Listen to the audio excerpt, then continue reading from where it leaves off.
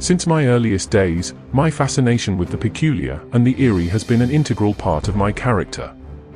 This insatiable curiosity, a trait I inherited from my family, recently propelled me on a chilling adventure into the depths of my late great-aunt's house. It was a bleak October evening, with rain tapping ominously on the window panes, when I embarked on this eerie expedition. As I climbed the creaking stairs leading to the attic, my imagination ran wild with anticipation. The attic, a crypt of forgotten memories, was a web of long-neglected possessions. There, in that dim and dusty space, I uncovered the relics of another time, ancient trunks, moth-eaten garments, and peculiar knickknacks that hinted at a long-forgotten history. Amid the clutter and decay, my fingers brushed against something that sent a shiver down my spine. A sinister curiosity overcame me as I revealed a grotesque, tattered mask and a ragged, patchwork robe. They exuded an uncanny aura, their malevolence drawing me in like a moth to a flame. Despite the uneasy feeling that crept over me, I could not resist the temptation to try them on. It was as though an unseen force had guided me toward this ominous attire, compelling me to uncover the secrets it held. Little did I know that this decision would set in motion a series of events that would change my life forever. As my gaze fixated upon my reflection in the mirror, I found myself utterly mesmerized by the impeccable artistry of the costume before me. The mask, in all its ghastly glory, displayed grotesque, leering features that seemed to have been meticulously sculpted by a masterful hand. The robe, a patchwork of chaotic fabrics, held a peculiar allure in its disarray, as if it were stitched together by some arcane force. Yet, as I continued to study myself in the mirror, a disconcerting shift in the atmosphere became unmistakable. A subtle, eerie change began to taint the air around me. A sense of foreboding overcame me as I realized that something inexplicable was happening. Panic surged within me as my fingertips brushed against the mask, only to discover that it had inexplicably adhered itself to my skin. The robe clung to my body with a tenacious grip, as if it had melded with my very flesh. My frantic attempts to tug and pull at the accursed attire proved entirely futile. I was trapped within its sinister embrace. In those harrowing moments, I grappled with the horrifying realization that I was ensnared in a costume of unspeakable malevolence, the craftsmanship of which concealed a sinister power beyond my comprehension. The boundaries between reality and the inexplicable blurred, and I found myself teetering on the precipice of an unimaginable journey into the macabre and the unknown. Terror gripped my heart, squeezing it in an icy vice, as I staggered back from the ornate mirror. The gravity of my situation became painfully evident as I gazed upon the grotesque and twisted figure that stared back at me, a macabre reflection of the costume I had donned. Panic welled up inside me like a tempestuous storm, intensifying as a sinister whispering slithered through the recesses of my mind, its sibilant voice compelling me to venture forth into the dark and forbidding woods that loomed just beyond the dusty attic window. Despite my desperate resistance, I found myself inexorably drawn towards the inky abyss of the forest. With unsteady steps, I ventured into the heart of the ominous wilderness, shrouded in an impenetrable mist that the feeble moonlight struggled to breach. The ancient, gnarled trees, their branches like outstretched skeletal fingers, seemed to beckon me forward, as if they were spectral hands yearning to seize hold of my very soul. The spectral landscape before me was a nightmare brought to life, and I was a reluctant intruder, ensnared in a waking dream of terror and uncertainty, my very existence hanging in the balance.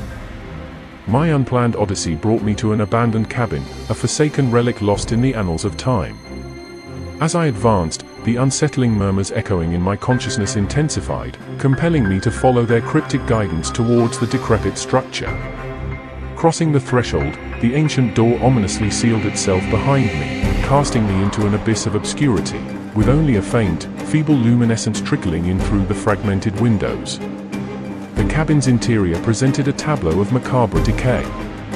Cobwebs cloaked the room, their gossamer threads entwined like ghostly tapestries in the dim, flickering candlelight. Each corner concealed secrets of a bygone era, draped in shadows that danced like specters of memory long past. Time had forgotten this place, leaving it to fester in the eerie silence, and the very walls seemed to sigh with the weight of history. The sensation of being an unwitting visitor in this unsettling relic of the past was overwhelming, and a creeping sense of dread clung to me as I explored the forgotten cabin, uncovering its mysteries one eerie step at a time. My reflection in the mirror was an appalling distortion of humanity, a grotesque and nightmarish version of what I once was.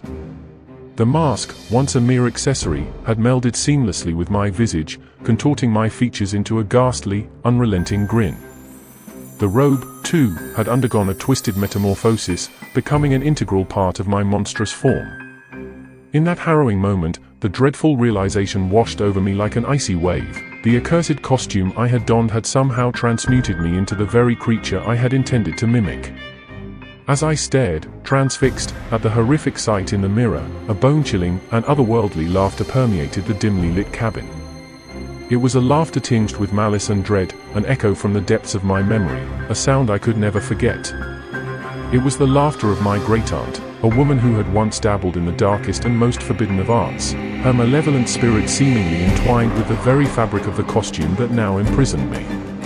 I was nothing more than a hapless victim, ensnared in her maleficent web, and forced to become the living embodiment of her curse. My transformation had been total and irrevocable. Forever trapped in this nightmarish guise, I was condemned to haunt the eerie and desolate woods surrounding the cabin, and anyone unfortunate enough to cross its threshold.